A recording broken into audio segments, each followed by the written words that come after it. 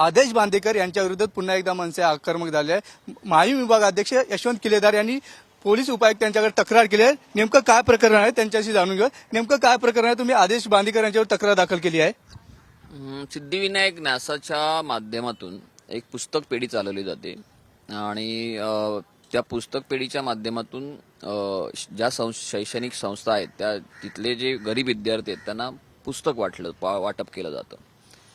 महाराष्ट्रातल्या कुठल्याही शैक्षणिक संस्था असोत, तर विषय असा आहे की हे जे निकष आहेत त्या निकषाप्रमाणे शैक्षणिक संस्थांमधीलच विद्यार्थ्यांना हे वाटता येतं, परंतु न्यासाचे जे त्या विभागाचे जे प्रमुख आहेत मंगेश कुंटे यांनी मलखांब संस्था, व्यायामशाळा कुठल्या रायगड चिपळूणच्या आहेत तिथल्या संस्थांना, मलखांब संस्था आणि व्यायामशाळेतल्या संस्थांना पुस्तक वाटप केलेलं असं दाखवलेलं आहे। फॅब्रिकेटेड डॉक्युमेंट्स आहेत, डॉक्युमेंट्स बनवलेले आहेत। आणि मला सांगा, कुठले मलखांब संस्थेमधून कुठे विद्यार्थी शिकायला येतात, कोणते विद्यार्थी शिकायला येतात, किंवा व्यायामशाळेत कोणते विद्यार्थी शिकायला येतात? आणि निकष असे सांगतायत की फक्त शैक्षणिक संस्थेना दिलं जावं, तर मग हे नेमकं का कोणाला दिले आणि तो पैसा गेला कुठे, हा विषय होता। दुसरी एक शैक्षणिक संस्था आहे पेनची, त्या शैक्षणिक संस्था आहे तिला द्यायला पाहिजे मान्य, पण त्या संस्थेला एक दिवस आड दोनदाच पुस्तक दिलेली आहेत। आता मग पहिल्यांदा दिली ती विद्यार्थ्यांना मिळाली असतील, पण दुसऱ्यांदा दिली ती कोणत्या विद्यार्थ्यांना दिली? एकाच संस्थेला दोनदा का? नियमाप्रमाणे 3 वर्षातून एकदाच देता येतात एका संस्थेला।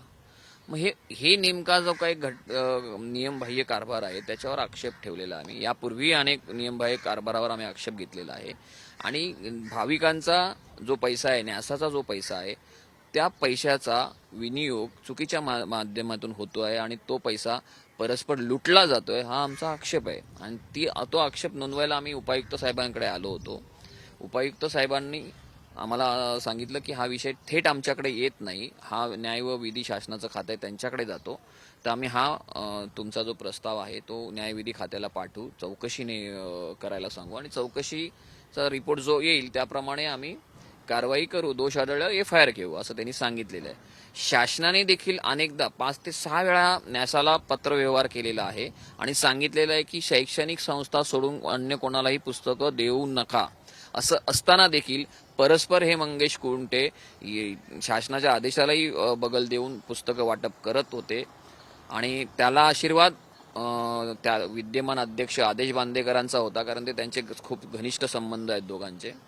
आणि आदेश बांदेकरांच्या संपूर्ण 6 वर्षाच्या कालावधीत अशा अनेक नियमबाह्य कारभार झालेले आहेत आणि पैशाचा अपव्यय झालेला आहे। आणि तो अपव्यय, भक्तांचा पैसा हा असा लुटला जाऊ देणार नाही, ह्या भूमिकेतून आम्ही त्याचा पाठपुरावा करतो। कारवाई नाही झाल्यास मनसेची पुढची भूमिका काय असणार आहे? हे बघा, हा तुमचा नेहमीचा प्रश्न आहे। मुळात आम्ही गेली 1-1.5 वर्ष हा पाठपुरावा करतोय। मागच्या वेळेला विद्यमान आमदार सदा सरवणकर यांनी हिवाळी अधिवेशनात हा प्रश्न घेतला होता। जेव्हा आम्ही हा प्रश्न मांडला तेव्हा त्यांनी आमच्याकडून पेपर्स घेतले होते आणि विधिमंडळात हा प्रश्न मांडला होता। तेव्हा उपमुख्यमंत्री ज्यांच्याकडे न्याय व विधी खातं आहे देवेंद्र फडणवीस यांनी शब्द दिला होता की 1 महिन्यात आम्ही याची चौकशी करू आणि दोष आढळल्यास कारवाई करू। आता 1 वर्ष झालं, दुसरं हिवाळी अधिवेशन चालू आहे, तरीही हे कारवाई करत नाही। देवेंद्र फडणवीस आपल्या मैत्रीला जागतायत, त्यांचे आणि आदेश बांदेकरांचे खूप मैत्रीपूर्ण संबंध आहेत, पण त्यांना हे कळत नाही की एका मोठ्या नावाजलेल्या मंदिराचा पैसा हा चुकीच्या पद्धतीने लुटला जातोय। त्यापेक्षा त्यांना मैत्री महत्वाची वाटते, हे दुर्दैवाची गोष्ट आहे आणि आम्ही आमचा पाठपुरावा करतच राहू। शेवटचा प्रश्न, कोस्टल रोड हे फेब्रुवारी महिन्यात चालू होणार आहे, पण पालिका त्यांना टोल वसूल करण्याला तयार आहे। कसं बघता, तुमचा विरोध असेल का टोल वसुलीला, कोस्टल रोडला? मुळात कसं आहे, कोणताही आता परवाच अधिवेशनामध्ये एक उत्तर, आमच्या प्रश्नाचं उत्तर मिळालं। राज ठाकरे साहेबांनी जो प्रश्न मांडला होता की टोल वसुली ज्या गोष्टीसाठी केली जात होती, म्हणजे जो खर्च झालेला पैसा वसूल करण्यासाठी, ती वसुली होऊन बरीच वर्ष झालेत। आता टोल वसुली ही जे नियमबाह्य आहे आणि हे अधिवेशनातही त्यांनी त्या पद्धतीने दुजोरा दिलाय त्याला।